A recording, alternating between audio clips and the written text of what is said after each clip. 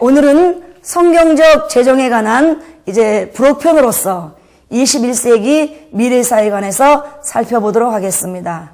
먼저 하나님 말씀을 한번 찾아보도록 하겠습니다. 마태복음 16장 3절의 말씀입니다. 여러분 다 함께 마태복음 16장 3절의 말씀을 찾아서 함께 읽어보도록 하겠습니다. 아침에 하늘이 붉고 흐리면 오늘은 날이 굳겠다나니 너희가 천기는 분별할 줄 알면서 시대의 표적은 분별할 수 없느냐. 네, 저는 오늘 이 마태복음 16장 3절의 말씀을 가지고 시대를 분별하라는 제목으로 함께 은혜를 나누고자 합니다. 지난 반세기 동안 성장 가도를 달려오며 1천만 명의 영원 구령에 앞장서온 우리나라 개신교는 현재 그 성장 속도가 둔화되었고 지난 몇 년간은 오히려 인원이 감소하였습니다. 교계 지도자들의 도덕성 결여, 재정 비리, 주의 종들의 자질 문제 등 한국 교회의 정체 요인에는 여러 요소들이 있을 수 있습니다. 그러나 저는 좀 더 본질적이고 근원적인 원인은 우리 한국 교회들이 급변하는 이 세대를 제대로 분별하지 못한 데 있다고 봅니다. 본절에서 예수님께서는 메시아 되시는 예수님 자신을 알아보지 못했던 바리새인과 사두개인을 향하여 천기는 분별할 줄 알면서 시대의 징조인 메시아 예수 그리스도 자신을 분별하지 못한다라고 책망하셨습니다. 일반적으로 하나님께서는 특별 계시인 성경과 일반 계시인 자연과 양심 그리고 역사를 통하여 우리들에게 하나님의 뜻과 섭리를 나타내 보여주십니다.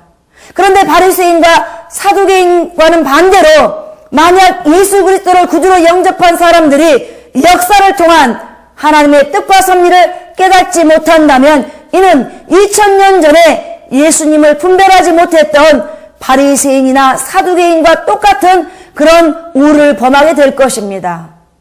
그러므로 우리는 이 시대의 징조를 잘 분별하고 슬기로운 다섯처녀와 같이 기름과 등을 준비하여 다가올 미래를 대비해야 할 것입니다.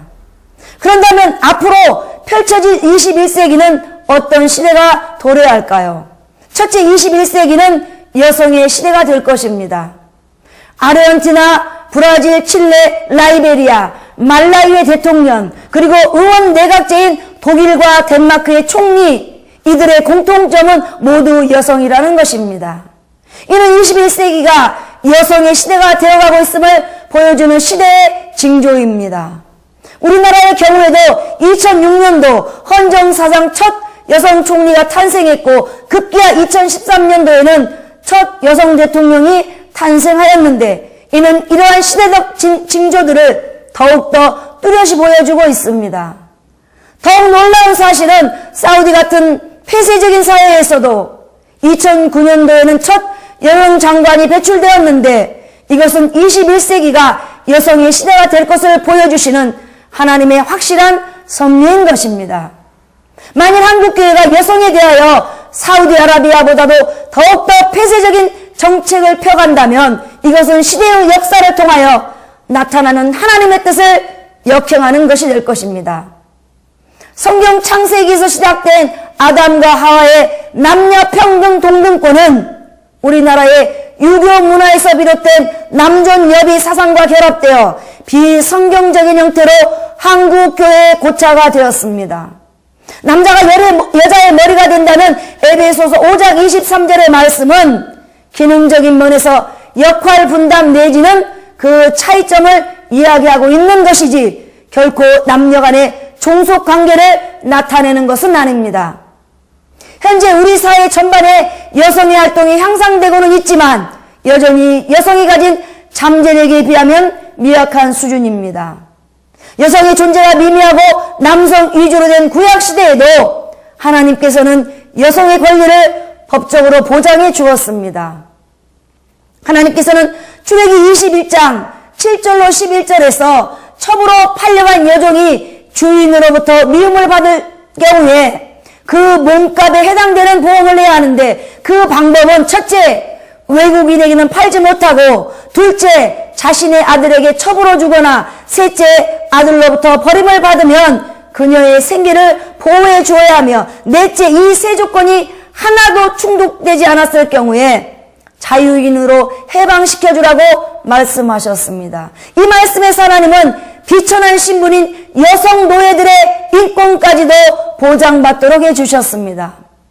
우리나라 조선시대 세종대왕은 여성이 아이를 낳았을 경우에 기존에 7일이었던 산모 그 휴가를 출산 전후 100일로 확대하였고 그 남편에게도 30일간의 휴가를 주었습니다. 그러므로 이렇게 성경과 역사에 나타난 하나님의 여성 존중 사상은 21세기에 들어 더욱 빛을 발하게 될 것입니다. 둘째, 21세기는 문화의 시대가 될 것입니다.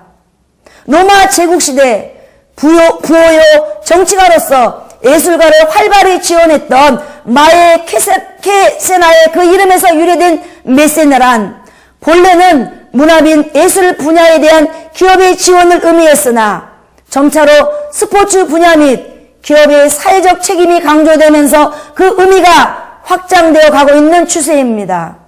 기업의 마케팅 메시지를 전달하는 데 있어서 컬처 앤 아트, 즉 문화예술 코드를 사용하는 것이 이제 기업의 이미지와 상품의 가치를 높이는 중요한 수단이 되고 있습니다. 그러므로 베네통, 스타벅스, 스와치 같은 메가 브랜드들은 이미 오래전부터 기업 내 문화연구소 같은 전문 기관을 운영해오고 있습니다.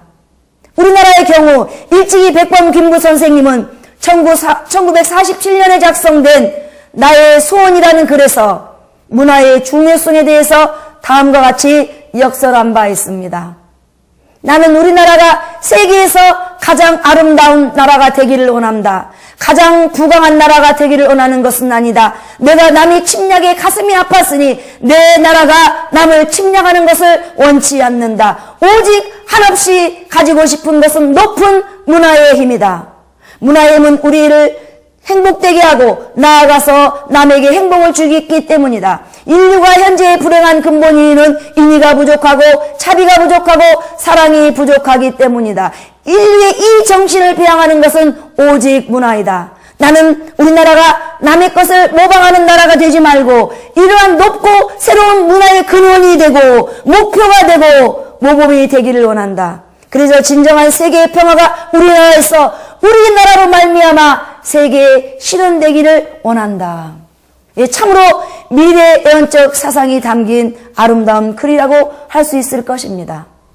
하나님께서는 창세기 12장에서 아브라함과 처음 언약을 맺으시고 15장에서는 언약식을 17장에서는 할례를 행하셨습니다. 그런데 이러한 언약식이나 할례 등은 이미 그 당시 고대 민족들이 널리 사용하던 방법이었습니다. 여기에서 문화가 나옵니다.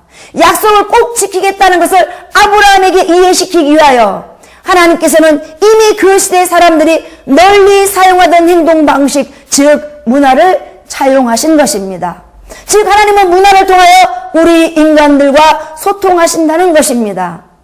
구약이 히브리어로 되어 있고 신약이 헬라어로 되어 있는 것은 첫째, 먼저 하나님은 하나님이 택한 백성의 언어로 그들과 소통하시고, 둘째, 비록 이방인의 언어라 할지라도 당대의 세계적인 영향력을 가진 언어로 온 세상 사람들과 소통한다는 의미입니다.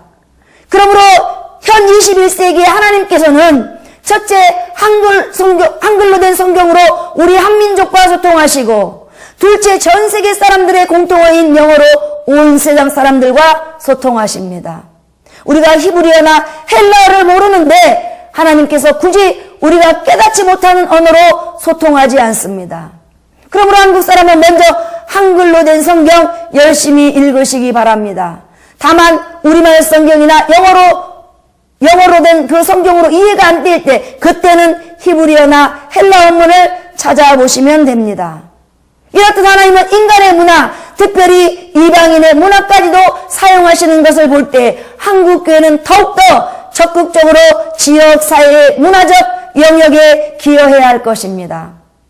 특별히 한국교회의 일방적인 전도 메시지가 더 이상의 효과를 발휘하지 못하는 이 시점에 문화예술의 지원활동을 통하여 불신 세계와의 접촉을 시도하고 문화를 통하여 복음을 전파해야 할 것입니다. 셋째, 21세기는 환경의 시대가 될 것입니다. 과거에 기업이나 국가에 있어서 환경은 코스트, 즉 비용이라고 생각했습니다. 그렇지만 이 환경의 문제는 이제 국가나 기업의 경쟁력이 되고 있습니다. 독일의 경우 이미 재정 에너지가 중요한 국가의 원천이 되었습니다. 더 나아가 환경의 오염 문제를 해결하지 않고서는 인류는 더 이상 생존할 수 없게 되었습니다. 세계경제 포럼 조사에 따르면 2016년 현재 우리나라 환경성 지수는 180개국 중 80위를 차지했는데 이는 아프리카 국가들과 비슷한 수치입니다. 성경에는 토지 제도에 있어서 안식년 제도 및 또 동식물의 보호까지 환경의 문제를 광범위하게 다루고 있습니다. 그런데 지구상의 모든 생명과 환경은 우리가 아버지라고 부르는 하나님이 창조하신 것입니다. 그러므로 우리들은 이 지구 환경에 대하여 그 어떤 종교나 단체보다도 더욱더 주인의식을 가지고 적극적으로 보존해야 합니다. 더 나아가 한국교회는 환경 문제에 관한 이러한 시대적 진조에 대해 적절히 대응해야 할 것입니다. 넷째 21세기는 NGO 시대가 될 것입니다. 여러분, 노벨 평화상의 대부분이 이 NGO 출신들입니다. 그리고 제네바에 소재한 유엔도 군축이라든지 인권이라든지 이런 다양한 행사에 NGO를 빼면 가동될 수 없습니다. NGO 없이는 국제기구도 활약할 수 없게 되었고 수많은 국제법들의 원천이 바로 이런 NGO 활동을 통해서 생겨나고 있습니다. 실제로 각국의 NGO 정책도 날로 증가하고 있습니다. 예컨대 NGO의 천국이라고 불리는 미국의 경우 무려 120만 개의 시민단체가 활약하고 있습니다. 일본도 1995년에 발생한 한신 대지진 이후에 NPO법을 만들어서 NGO에 대한 더 큰 사회적 활동을 보장하고 있으며 국민 1인당 소득인 GNP가 우리나라보다 더 적은 헝가리의 경우 GNP의 1% 이상을 이 NGO에 지원하고 있습니다. 그런데 우리나라는 너무 미약해서 통계조차 나오지 않고 있는 실정입니다. 그러나 21세기에 들어서면서 한국에서도 NGO는 유행되고 있습니다. 연대, 이대, 한양대 등 각 대학의 NGO 대학원들이 만들어지고 NGO의 숫자가 날로 증가하고 있습니다. 이것은 이 시대를 향한 하나님의 뜻입니다. 현재 절대 빈곤의 인구만 12억 명에 달하고 있습니다. 그러므로 누가복음 10장에 기록된 선한 사마리아 사람 이야기에서 예수님께서 강조하신 것처럼 이제 우리 한국교회는 재정의 더 많은 부분을 이 NGO에 투자해야 할 것입니다. 저희 교회 역시 적극적으로 이 NGO 정책을 펴나갈 것입니다. 결론을 맺겠습니다. 제3의 물결을 통하여 미래 사회에 대하여 통찰력을 보여준 바 있는 엘빈 토플러는 그의 저서 부의 미래에서 시간과 공간과 지식이 미래의 사회를 주도할 혁명적 요소가 될 것이라고 이야기하고 있습니다. 특별히 그 가운데 세계가 직면하고 있는 위기 상황들은 속도에 관한 문제들로서 서로 다른 속도가 충돌하기 때문에 문제가 발생한다고 이야기합니다. 즉 사회제도나 국가 정책들이 경제 발전의 속도를 따라가지 못하기 때문에 여러 문제들이 발생한다는 것입니다. 한국교회도 마찬가지입니다.